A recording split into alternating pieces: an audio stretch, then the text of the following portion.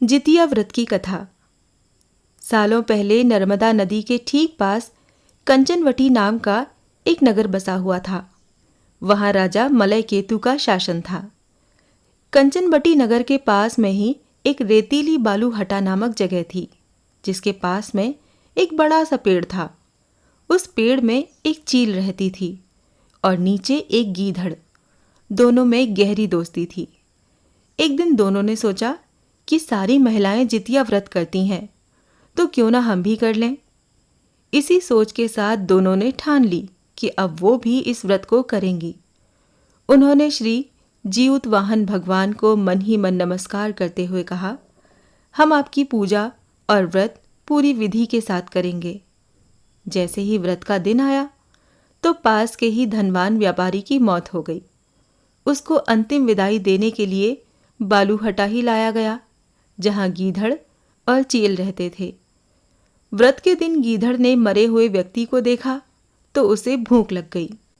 वो खुद को रोक नहीं पाई और मांस खाने की वजह से उसका व्रत उसी वक्त टूट गया। उस व्यापारी के शव को चील ने भी देखा, लेकिन उसने व्रत के कारण उसे नहीं खाया। उसके बाद चील और गीधड़ दोनों अगले जन्म में कंचनवटी के भास्कर नामक ब्राह्मण के घर में बेटी के रूप में पैदा हुए। चील का जन्म बड़ी बहन के रूप में हुआ, जिसका नाम शीलवती पड़ा, और उसकी शादी बुद्धिसेन नामक लड़के से कराई गई। गीधड़ का जन्म उसकी छोटी बहन कपूरावती के रूप में हुआ। समय होने पर उसका विवाह कंचनवटी के राजा मलय केतु से उसके पिता ने करवाया। भले ही कपूरावती विवाह के बाद कंचनवटी की रानी बन गई हो, लेकिन उसे बेटे का सुख नहीं मिला। उसके घर जितने भी बच्चे जन्म लेते थे वो उसी दिन मर जाते थे। ऐसा होते होते कपूरावती बहुत परेशान हो गई। इधर उसकी बड़ी बहन शीलावती को 7 बेटे हुए थे। जब उसके सारे बेटे बड़े हो गए तो उन्होंने महल में कार्य करना शुरू कर दिया। अपनी दीदी के बेटों को देखकर धीरे धीरे कपूरावती रानी के मन में जलन के भाव पैदा होने लगे। उसने इसी जलन की वजह से अपने पति को कहकर अपनी दीदी के सारे बेटों के सिर कटवाकर एक बर्तन में रख दिए। उन सभी 7 बर्तनों को कपूरावती ने लाल रंग के कपड़े से ढक दिया और अपनी दीदी शीलावती के पास भिजवा दिया। भगवान जीउतवाहन भी ये सब देख रहे थे।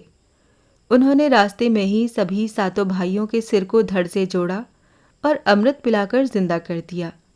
फिर सभी भाई अपने घर चले गए और उन बर्तन में भगवान की कृपा से फल भर गए। उधर कपूरावती अपनी दीदी के घर में शोक समाचार मिलने के इंतजार में बैठी हुई थी। जब कोई संदेश नहीं आया तो वो खुद ही शीलावती के घर चली गई। वहां जैसे ही उसने अपनी दीदी के सारे बेटों को जिंदा देखा तो वो हैरान रह गई। कुछ देर बाद उसने दीदी शीलावती को अपनी हरकत के बारे में बताया। उसने कहा कि किस तरह से उसने बर्तनों में उसके बेटों के सिर काट कर डाले थे, और फिर वो जोर जोर से रोने लगी। तभी शीलावती को अपने पिछले जन्म के बारे में याद आ गया। वो अपनी छोटी बहन को उसी पेड़ के पास ले गई जहां वो दोनों पहले रहा करते थे। उसने छोटी बहन को पिछले जन्म में रखे जितिया व्रत की पूरी कहानी सुनाई। ये सब सुनकर कपूरावती बेहोश हो गई और मर गई। जब राजा को इसकी खबर मिली तो उन्होंने उसी जगह पर लाकर पेड़ के नीचे कपूरावती का दाह संस्कार कर दिया। भगवान जीमूतवाहन की जय हो।